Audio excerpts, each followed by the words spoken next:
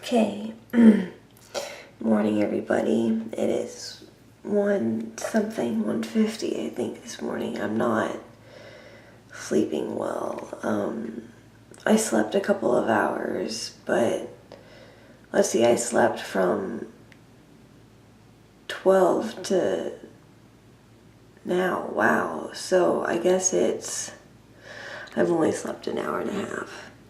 So this is Yuki. He is having a dry shed. And so, here buddy. And so this is what a dry shed and a snake, they partially don't shed, and they have, come here. They have stuff stuck they've got shed. You can see the yellowish part on him is, the white part on him is yellowish. And so he's got, so anyways, so I put him, this is what I do. I put them in a, sorry for my nose too, by the way. We had some window work done, and I'm kind of having, it smells. So okay, anyways, so Yuki, I sprayed him with, if you watched my other vlog, I'm not sure, from yesterday, I soaked this for about 5 hours, six hours. It's been about 6 hours. And I sprayed him with this Repti shedding aid, and then this is sphagnum moss, and I soaked it, like I said, and there he goes. And so the idea is for him to, this is warm on half of the side, because you always want half to be warm and half to be cold. And so they come on, keep digging. They dig around, they swim around, the Kenyan sand boas do, in the sand. He's like, whatever, that feels kind of nice. Go on, keep digging. And he'll dig eventually, but I just wanted to help him out a little bit. Alright, I'll stop bothering you, buddy. You keep digging. Oh, what are you doing? Oh, I thought your head was coming out. Yep, you're under there somewhere. Alright, so he will dig around and get that shed off. And I'm going to leave him there for until later this morning, probably when I wake up at 6 or 7. I'm going to try to wake up at 6:30. Maybe I'll set my alarm for 7. We'll see, but yeah, so there we go. So he'll stay in there until then. If he's not done, he can stay in there longer. It doesn't hurt them. It's just a humid hide, and it helps get the stuck shed off. And this is how you do it. This is one way. There's a couple ways, but this is how I like to do it. You can soak them in just like water, but this is a much better way than just soaking them with water. I like this a lot more. It's easier on the snake. They don't get as bothered if you just put them in a dish of water, and this is what sand boas naturally do, is dig, and so they get to at least hide and be warm for a little while, or be cool, whatever they want, and then they get their shed off. So this is a cool way to do it. There's also other ways, like putting wet paper towels in their cage over the heat mat and stuff like that. So there are a lot of different ways of, oh, he came out. Yuki, what are you doing? It is nighttime, so they're more active at night. So he's just kind of like checking it out. Plus, it's not quite warm enough yet at the bottom. I just dumped the water out, so it's still a little bit cool. So he hasn't gone to the bottom where it's warm yet. And Yuki is a snow Kenyan sand boa. He was my first sand boa. I got him at LLL Reptile. And I decided in one day that I wanted to have sand boas, and then I thought about, and I did research the night. I saw him one day, and I did research at the nighttime, and then the guy sold him to me. And I was just so happy. They just put him in a brown bag and put snow Kenyan sand boa on him. And so I took him home with that. That was in Oceanside, and that was about 5 years ago maybe. So I've had him for 5 years, and he was already about a year old when I got him. No, he was probably less than that. But yeah, so anyway, so he's going to be the dad. He's the daddy of Saffron's babies, and Saffron is my, obviously, pregnant snake, gravid, and she's going to have babies. I don't know when, because I'm not exactly sure when she ovulated, and they were together for months off and on, and so she could be, she could give birth any time, but she's big, but she's not like gorging big. So, but she's got a lot of. I'll try to show her later if I remember. But she's a big snake, and so she's gonna have a lot of babies. Because Kenyan sand boas, the bigger they are, the more babies they have. But that does not mean that you can stuff them full of big mice or small rats. You want them to grow naturally and slowly, and that's how I raise my Kenyan sand boas up. Is I just do it really slow. I start with when they're babies, newborns, start with a day-old mouse, and then then I grow up from there, and then they're, like 2 months old, or maybe even, I'm not sure, about 2-3 months old, and then you can start giving them 2 pinky mice, and then you can give them then a hopper, and then you can a fuzzy, and then you give them 2 fuzzies, and then, you do it nice and slow. But yeah, so anyway, so that's how basically, and you want holes in your tub, obviously. But he's just checking it out. He's like, why am I in here?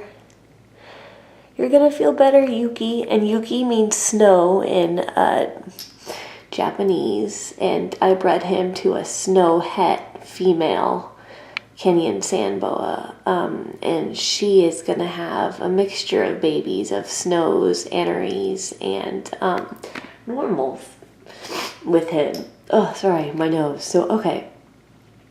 So, there you go. Let's get one more peek at him. Since hi, buddy. Are you going to get that shed off? Yeah? You should work on it. Because, let's see, he did eat his mouse last week. Or did he not? You really should keep track of when they when they eat and when they don't eat. I'm having a hard time remembering if he ate or if he didn't eat. I have to keep those things written down. It's important to chart stuff, and then it's also important to firmly lock the cage, because I lost my pregnant snake for a day, 2 days, day and a half, because I put her in a bigger humid hide box because she's big, and it doesn't have these things on it. It just has a lid that you set on, and she got out and went underneath there, and she was gone for a whole day, and I didn't know where she was, but I kind of had a feeling she was in there. Anyway, so I got her, eventually I got her out, but that was kind of an adventure. But because I didn't want her to, well, obviously I wanted her to be safe and have her babies out here and not in there. But and then over here, it's a big long thing. Actually, I think she came from this way. But it's really dusty under there, and so I just hope that. And she fell from up here to down, up here from down there. And so I'm hoping that, I mean, she'll be fine, but I'm hoping that her babies will be fine. But this is her first time having babies, and so Kenyan sand boas, a lot of time, their first time having babies, they slug out, they have all slugs, or they have a couple babies and a lot of slugs, or sometimes they have all babies, and they have a litter. They give live birth. And yeah, so alright, so this is going to be another long video, and I'm going to turn it off now, let him dig around, turn the light off, and take him out in the morning. Or if he's not done yet, I'll take him out later in the day. Alright, because I am going to a horse fair today, hopefully, if I feel good enough. I'm not, I don't know, I'm tired and my body is sore, and because I haven't been sleeping, and I have Ehlers Danlos Syndrome, EDS, and so I'm in a lot of pain, but and not sleeping because of it. But anyways, so okay, so besides that, here we go. Sphagnum moss, soaked sphagnum moss. Half of it on the human hide. I mean, the heater is, where is the heater? Oh, it's, there it is. It's stuck kind of, there we go. Okay. All right, so he's good. All right, buddy. Good night. Okay, so he was in here longer than I usually keep them in because I was so busy today. I was feeling pretty good. Hey, buddy. And so, so let's see how he did. Hey, come here, handsome man. Look, you've got, he didn't have any on his face anyways, but he had it all in his tail. It's fun to find the skin. Let's find the shed skin. Oh, here's some of it. It usually comes off, yep, in a long string like that. And I might find another piece. It depends on how he did, but I think that's it. Oh, he went to the bathroom in there. That was great. That was nice of him. That's great. I'm gonna be throwing that away. I'm just gonna throw this whole thing away. So okay, so I'm gonna pick him up, and I'm gonna put him back in his cage, and that's how you help a snake shed, or if they have a dry shed or stuck shed, or at least sand boas. This really works well with, but you could use it for probably any snake. Well, maybe not any snake, I guess, but sand boas, this definitely works well for them. Okay, so I'm going to put him back in his cage, in his tub. He's constricting me. Oh, there he goes. There you go, buddy. Down he goes. That's what Kenyan sand boas do. He's a Kenyan sand boa, but that's pretty much what they do. They just bury themselves. But I don't know. He's not going down in very fast, so I don't know how long. Oh, I'm gonna get you. I'm gonna get you. There we go. Oh, nope, I can still see you. Boop. There we go. Perfectly hidden. And then the way they catch their prey, their mice, is they just keep their head poked out. Let's see if any of these guys have their head poked out. I wanted to show you, oh, like this. Here we go. This is this is Quiddell. He's a cow flame, and that's his head right there. They just keep it poked out so they can breathe, and so they can, and then a mouse walks by and they just grab it. This is, hi Yawin. Yawin is when she gets a tiny bit, once it's ready, I guess. I'm waiting for her to get a little bit bigger, and then I'm going to put her in this cage.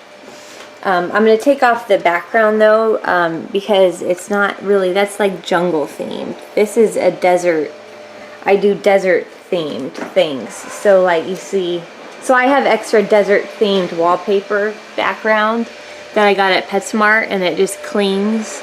And so I'm going to do that too. So did I say Western? I meant to say desert if I said Western. I've been at a horse fair all day. So, so here's what's her name? Sullivan. Hey Sully, how you doing? Are you being a good gecko? Yeah, he's a happy gecko. They always have a smile on their face. All right.